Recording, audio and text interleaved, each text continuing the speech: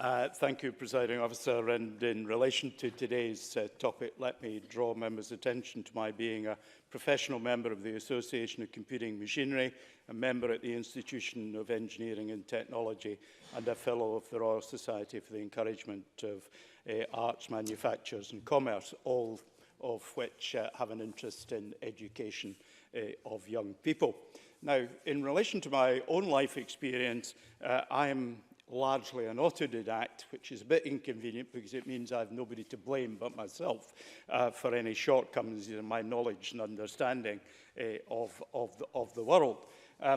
Now, I have, of course, managed to re-engage with education in recent times since stopping being a minister in 2012. I managed to find time to do a postgraduate certificate at Strathclyde University and did it online. Now, the reason I raise that is because it's illustrative of the new ways in which education can be done. Because it was an online course, which essentially I could choose what time of day I did the study. I could choose exactly when I was going to complete exercises.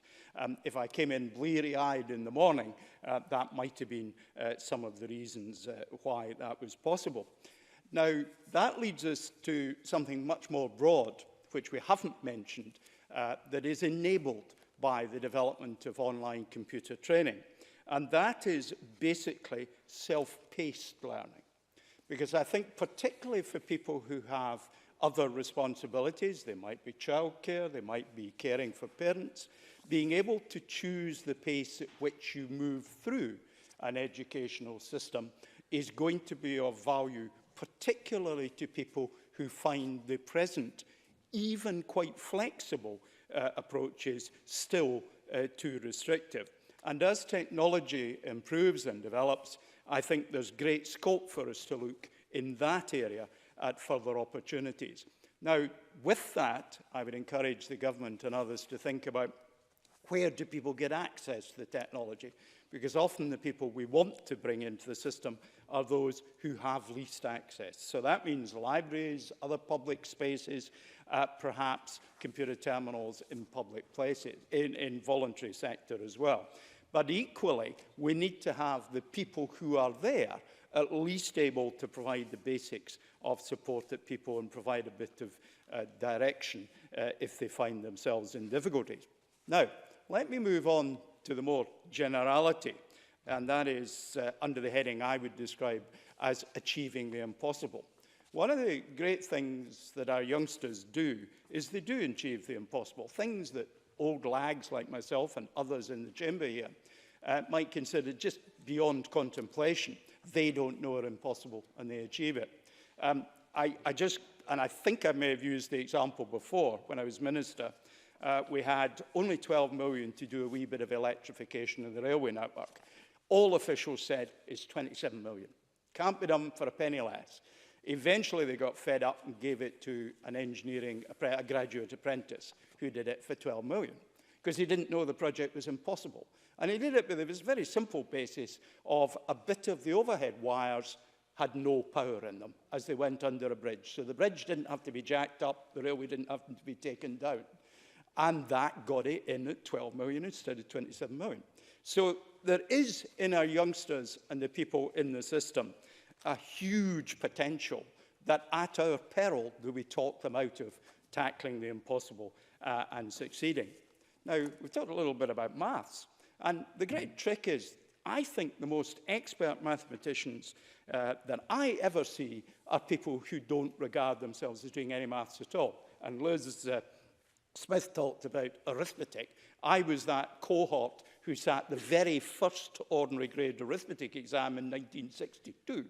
I found it rather simple, I must say, but others, I'm sure, found value in it.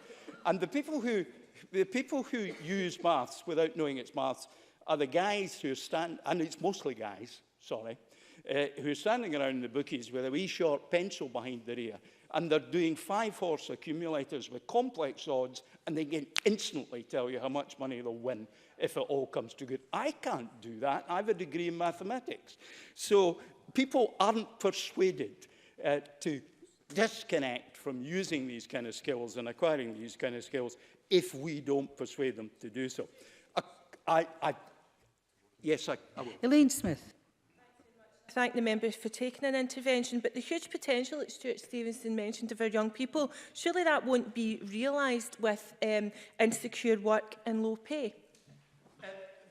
Stewart Stevenson, let me call you first. Stewart Stevenson. The member is absolutely correct. For some people who choose things like 0 hours contracts, in other words, they work when it suits them, it's fine. Exploitative 0 hours contracts controlled by employers, we can all condemn. So I just leave that little thought. Let me just close, Presiding Officer, because I'm heading towards the conclusion I have to come to. I very much welcome the support there's been in particular for people in rural areas such as Aberdeenshire and Murray.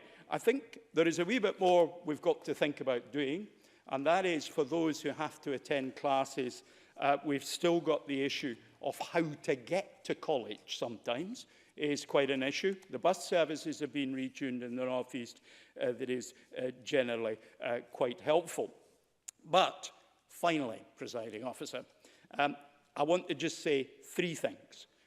People need to learn for their life skills and learning a systematic approach, and that means learning actively about time management. They need to learn how to develop analytical skills they can apply. And finally, my own hobby horse, because I lectured to postgraduates for a couple of years on the subject, they need to learn project management skills. That applies to almost every area of life, almost every area of work, and is something that I don't hear specifically referred to. Presiding Officer, I'm obliged.